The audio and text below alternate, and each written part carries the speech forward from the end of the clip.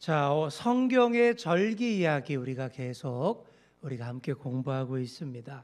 오늘도 지난 시간에 이어서 오순절에 대해서 함께 살펴보도록 하겠습니다. 자, 우리는 오순절하면 대본에 성령 강림 딱 이렇게 나옵니다. 성령 강림. 오순절하면 성령 강림이죠. 자, 올해 오순절 성령 강림절이 언제일까요? 부활절에서 7주가 지난 그날인데 올해는 5월 19일이 성령 강림. 약간 좀 빠릅니다. 작년보다. 작년에는 6월 초순이었던 걸로 기억하는데 이렇게 좀 빨라졌어요. 자, 오순절의 성령 강림 사건이 어떤 의미가 있을까요? 자, 한마디로 이렇게 말할 수 있습니다. 구약 시대와 신약 시대를 확실하게 나누어 주는 분기점이 되는 절기. 이렇게 이해하시면 되겠습니다. 자, 구약 시대에는 어땠냐 하면요, 아무나 성령으로 충만하지 않았어요. 여러분 구약 성경 읽어보시면 아무나 성령으로 충만한 게 아닙니다. 왕이나 선지자나 제사장이나 사사와 같이 아주 특별한 사람에게만 하나님이 제한적으로 하나님의 영으로 감동시켰어요. 뭐 여호와의 신으로 충만하니라, 뭐 이런 얘기들이 나오잖아요. 그렇게 되었을 때에 하나님이 신이 임해서 특별한 일을 수행했어요. 모세가 그랬고 사무엘이 그랬고 또 삼손을 비롯한 사사들도 그랬습니다. 성령에 감동하여서 특별한 역할 감당했죠. 그러나 오순절 성령 강림 때부터는 달라집니다. 오순절 성령 강림은요, 성령님의 개통식이라고 생각하시면 돼요. 본격적으로 확 열려집니다. 부활하시고 다시 하나님 보좌 우편으로 승천하신 예수님 대신에 예수님이 약속하신 성령님이 마가 요한의 다락방에 모여서 기도하던 120명에게 막 불꽃처럼 폭포수처럼 쏟아졌습니다. 이때부터 개통식이 된 거예요. 활짝 열리게 된 겁니다.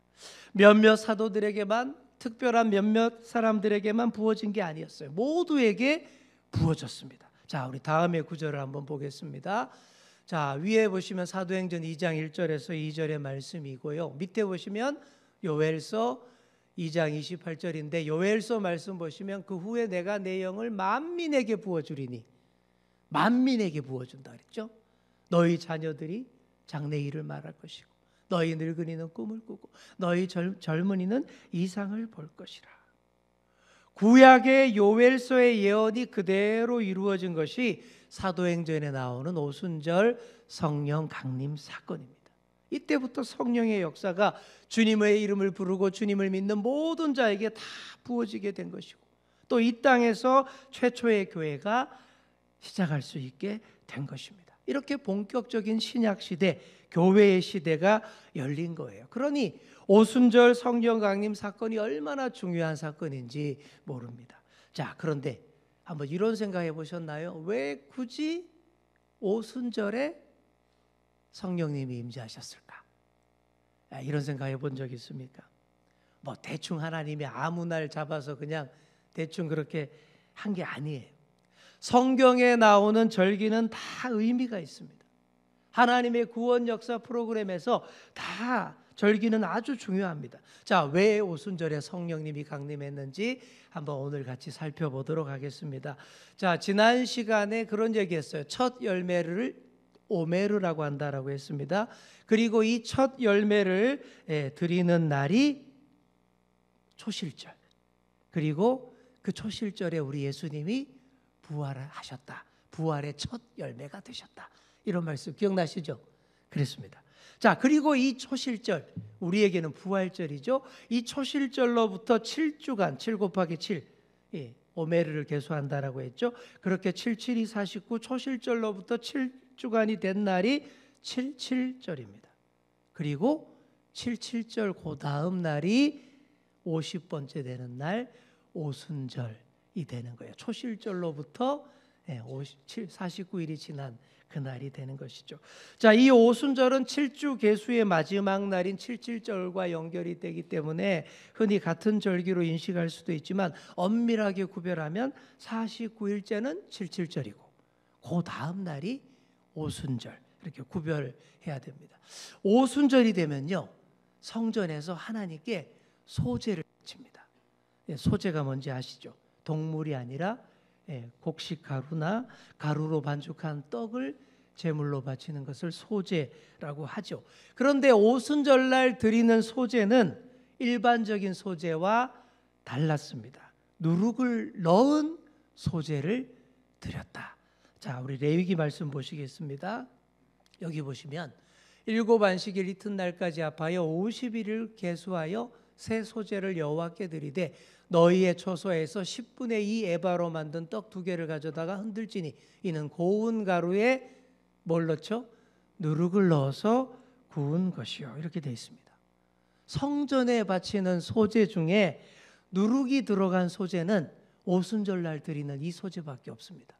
다른 때는 전혀 그렇게 안 해요. 자, 왜 그렇게 했을까요? 누룩이 들어간 새 소제의 영적인 의미가 오순절 절기와 관련이 있습니다. 자, 누룩이 없는 보리빵을 먹었던 절기가 무교절이에요. 투박하고 거칠고 그래요. 그리고 누룩이 들어간 밀빵을 만들어 먹는 오순절, 이렇게 구분이 딱 됩니다. 자, 무교절은 보리추수철입니다. 무교절에는 보리추수철. 그래서 한 해 농사의 초반에 있는 무교절에는 누룩이 안 든 그 보리빵을 먹으면서 무교절을 지켰죠. 또 그렇게 모든 묵은 누룩을 다 제거하여 버리고 옛것 구습 낡아져가는 것들 다 버리고 새롭게 시작한다라는 다짐을 굳게 하는 게 무교절 절기입니다. 자, 그렇게 하다가 밀수확철이 됩니다. 보리철 지나고 밀수확철이 돼요. 밀추수의 마지막 때가 바로 오순절인 거예요. 그때가 되면 들판이 온통 하얘진다라고 합니다. 밀이 잘 익어가지고요. 자, 그런 기록이 요한복음서에 나와요. 예수님이 사마리아 땅으로 들어갔죠. 사마리아 우물가에서 한 여인을 만나서 전도하게 되는 얘기가 나옵니다. 한 많고 사연도 많던 그 여인이 예수님 만나고 변화됩니다. 너무 감격해서 그렇게 애지중지하던 그 물동이, 물을 길던 물동이마저 버려버리고 동네 안으로 들어가서 사마리아 사람들에게 전도를 하죠. 그래서 수많은 사마리아 사람들이 여인의 전도를 듣고 우물가로 막 몰려 나옵니다. 전통적으로 사마리아 사람들은 흰 옷을 입었다 그래요.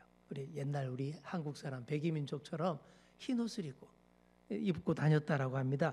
그런 사람들이 막 이렇게 우물가로 몰려오는 장면을 보고 예수님이 이렇게 말씀하십니다. 눈을 들어 밭을 보라. 희어져 추수하게 되었도다.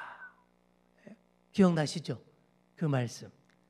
그때가 오순절이었다라는 거예요. 그때도 온 들판이 하얗게 익은 밀로 가득할 때에 또 복음을 듣고 흰옷 입은 사람들이 우르르 몰려오는 그 장면과 비교해서 연결시켜서 예수님이 이런 표현을 했던 것이죠.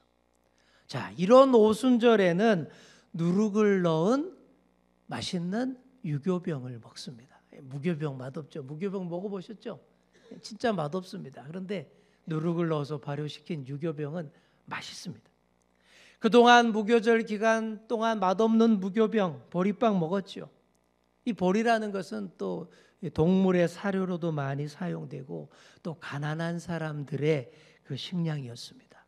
하지만 오순절부터 먹는 밀은 일반 농부들의 일상적인 주식이었습니다. 이처럼 맛없는 보리빵을 먹던 어려운 시절을 이제 벗어나서 밀추수가 끝난 오순절부터는 누룩이 들어간 밀빵을 맛있게 먹는 거예요. 금욕과 절제의 시즌을 벗어나서 이제 풍요롭고 본격적인 일상의 삶으로 들어간다라는 의미가 있는 겁니다. 자, 그런 면에서 오순절은 무교절의 종결 집회에 해당합니다. 자, 우리 한번 따라해 보겠습니다. 오순절은 무교절의 종결 집회이다. 자, 이 문장 여러분 꼭 기억해 두시면 되겠습니다. 오순절은 무교절을 끝내는 종결 짓는 그런 날이다. 일단 구약 개념에서는 이게 우선이었어요. 그랬습니다. 자, 그래서 오순절이 되면 누룩이 들어간 새 소제를 하나님께도 바치고 맛있는 빵도 먹으면서 힘찬 출발을 다짐하는 거예요. 이제 밀추수도 끝냈고 먹을 것도 풍족한 가운데서 새로운 시작을 하는데 이제 또 뭘 하냐 그러면요, 여름 과실 추수 준비를 합니다. 그들에게, 이스라엘 사람들에게 여름 과실은 포도, 무화과, 석류, 올리브, 대추야자 이런 것들이에요.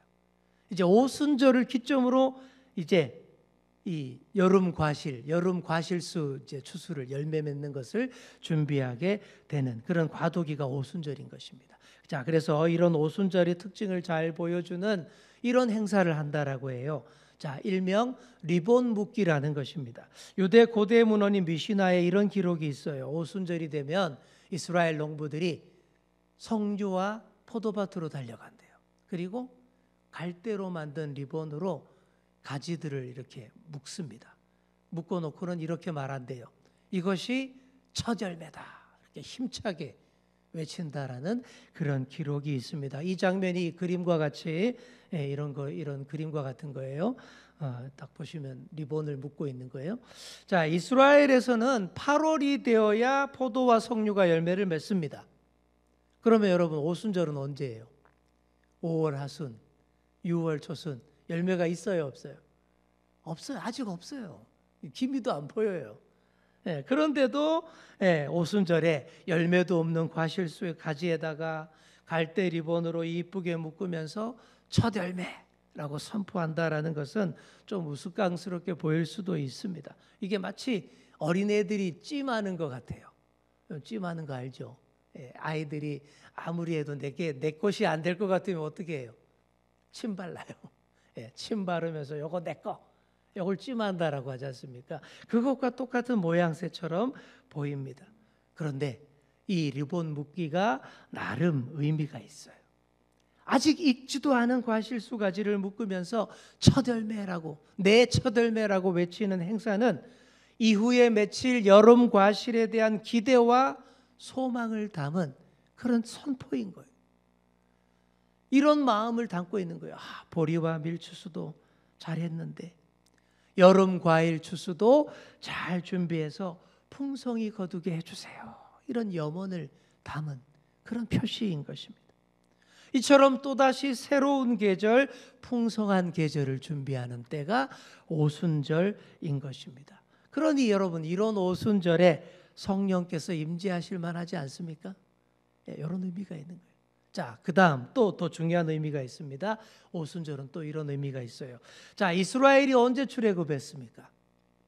6월절 만찬 마치고 급하게 출애굽했죠. 그리고는 홍해도 건너고 광야길 열심히 걸어서 시내산에 도착하게 됩니다. 시내산에서 하나님이 모세를 통해 율법을 주시고 십계명도 주시고 백성들과 아주 중요한 언약을 맺습니다. 이것을 가리켜서 시내산 언약이라고 합니다. 한번 따라해 볼까요? 시내산 언약. 자, 시내산 언약의 핵심 주제가 출애굽기 19장 5절과 6절에 나옵니다. 우리 같이 한번 읽겠습니다. 시작. 세계가 다 내게 속하였나니 너희가 내 말을 잘 듣고 내 언약을 지키면 너희는 모든 민족 중에서 내 소유가 되겠고 너희가 내게 대하여 제사장 나라가 되며 거룩한 백성이 되리라. 아멘. 여러분, 이게 무슨 말이에요? 하나님이 이스라엘 백성들을 향해 너희는 내 거, 침 바른 거예요. 그겁니다. 찜했다는 얘기죠. 하나님의 장대한 구원 역사에서 너희 이스라엘 백성을 내 구원 역사의 첫 열매로 삼겠다. 바로 그런 언약인 거예요.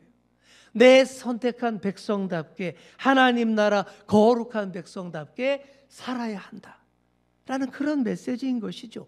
그리고 십계명과 주신 율법이 그 언약의 증서와 같은 거예요. 그래서 언약이라기보다는 계약이라고 하는 것이 좀 더 정확한 표현이라고 합니다. 좋게 말해서 언약이라고 나오는데 실질적으로 또 자세히 들여다보면 계약의 개념입니다. 어떤 계약이냐? 우리를 향한 하나님의 구원 계약인 거예요. 그리고 이 계약은 첫 번째 계약이 아닙니다. 재계약이고 갱신된 계약입니다. 하나님께서 우리와 오래전부터 언약을 맺으셨고 구원에 대한 약속을 자주 하셨잖아요. 여러분, 가장 첫 계약이 누구랑 한 거죠? 하나님이 아브라함과 맺은 그 언약이 첫 번째 계약입니다. 첫 언약, 첫 거래. 그렇게 생각하시면 되겠죠. 그러면 또 이해가 빠를 거예요. 그때부터 시작된 거예요.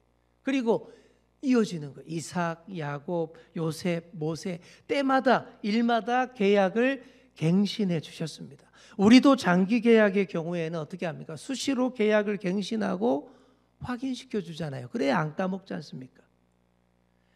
그런데 하나님의 구원 역사의 언약은 정말 장구한 역사의 흐름을 통해 이어지는 언약입니다. 예수 그리스도까지 이어져야 하고 오순절 성령 강림까지 이어지는 수천 년 세월의 그런 언약 계약입니다. 그러니 시내산에서 다시 한번 중대한 계약 갱신을 한 거예요. 그리고 그때가 언제냐? 그게 바로 오순절이다라는 것이죠. 출애굽 이후 77이 7주를 지나서 오순절 시내산 자락에서 시내산 언약을 맺었다라는 그런 얘기입니다. 그게 오순절이에요. 자, 우리 그림처럼 아주 이렇게 장엄한 장면이 펼쳐졌을 것입니다. 이렇게 이스라엘 백성이 하나님의 말씀을 받고 언약을 갱신하고 약속의 땅 가나안으로 그리고 새로운 시대로 나아갔던 날, 그 날이 바로 오순절이다. 이것도 구약에서 중요한 개념인 거예요. 자, 또 이런 얘기도 있습니다. 노아 홍수 이후에 우리 하나님이 하늘의 아름다운 뭐를 짠 했습니까? 무지개 언약을 맺어 주셨죠. 무지개 언약을 맺어 주신 때도 오순절일 때라고 성경학자들은 그렇게 이야기를 합니다. 노아 홍수 이후 방주에서 나온 노아를 비롯한 8명 사람들을 향해 하나님이 다시는 물로 이 세상을 심판하지 않겠다라는 뜻으로 무지개를 이쁘게 보여주시며 약속해 주셨는데 그 무지개 언약의 때도 오순절 때였다. 이렇게 이해하시면 되겠습니다. 자, 이런 의미 깊은 날 오순절을 성령 강림의 날로 하나님이 나를 딱 잡아주신 거예요. 날 받아주신 거예요. 능히 성령이 이 말만 하지 않습니까? 이런 여러 가지 절기에 대한 의미들을 보신다면요. 자, 우리 예수님이 십자가에 달려 돌아가셨다가 초실절에 부활을 하셨고 40일을 더 이 땅에 계시다가 하나님 곁으로 승천하셨습니다. 승천하시기 전에 마지막으로 제자들에게 당부하신 말씀이 이 말씀입니다. 우리 사도행전 1장 4절과 5절 함께 읽겠습니다. 시작. 그들에게 분부하여 이르시되 예루살렘을 떠나지 말고 내게서 들은 바 아버지께서 약속하신 것을 기다리라.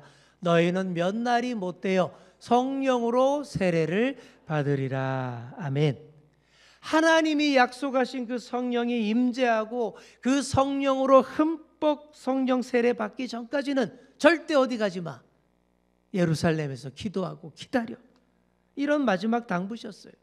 예수님 제자들은 대부분 다 갈릴리 출신이었기 때문에 아마 이 명령이 없었더라면 다 뿔뿔이 흩어지고 갈릴리로 가버렸을 거예요. 근데 이 마지막 당부가 있었기 때문에 어디 가지 않고 그 예루살렘에 머물러 있습니다. 어디에 머물러 있습니까? 마가 요한의 다락방에 함께 한자리에 모여 기다립니다. 여러분, 어디 안 가고 한자리에 사람들이 모여 있으면 뭐 할까요? 기도 말고 또 할 게 있을까요? 찬송하겠죠. 하나님 말씀 듣겠죠. 그래서 오늘 여기 모인 우리들처럼 약속한 성령이 임하기를 사모하면서 열심히 찬양하며 기도했던 그 집회, 마가 요한 다락방의 집회였던 겁니다. 그렇게 열심히 찬송하고 기도하기를 열흘이 됐어요. 이게 언제입니까? 정확히 오순절이 된 겁니다. 이날 약속하신 성령이 폭포수처럼 임하는 거예요.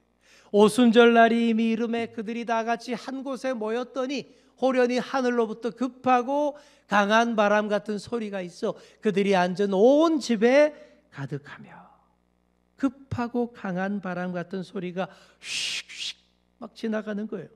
그래서 옛날 부흥 집회하면 부흥 강사들이 맨날 휙휙 많이 주로 이제 표현한 거죠. 그렇게 했던 거예요. 자, 그리고 3절을 보시면 마치 불의 혀처럼 갈라지는 것들이 그들에게 보여 각 사람 위에 하나씩 임하여 있더니라고 했습니다. 불의 혀처럼 갈라지는 것들이 그들 머리 위에 즉 불꽃처럼 임하여 있는 거예요. 이게 얼마나 놀라웠고 신기한 그런 현상이겠습니까?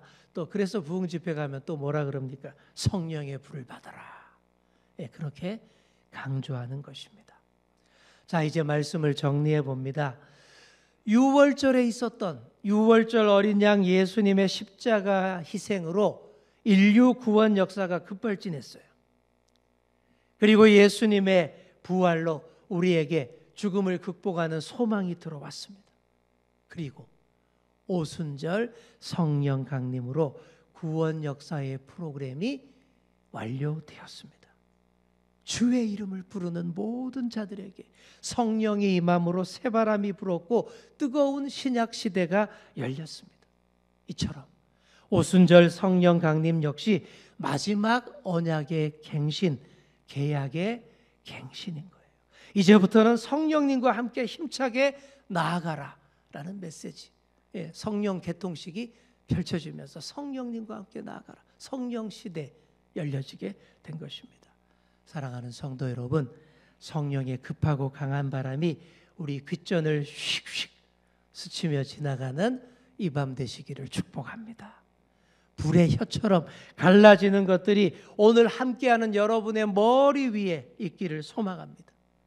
급하고 강한 바람 같은 소리가 우리를 가로지르면 우리가 정신 바짝 차리게 돼요.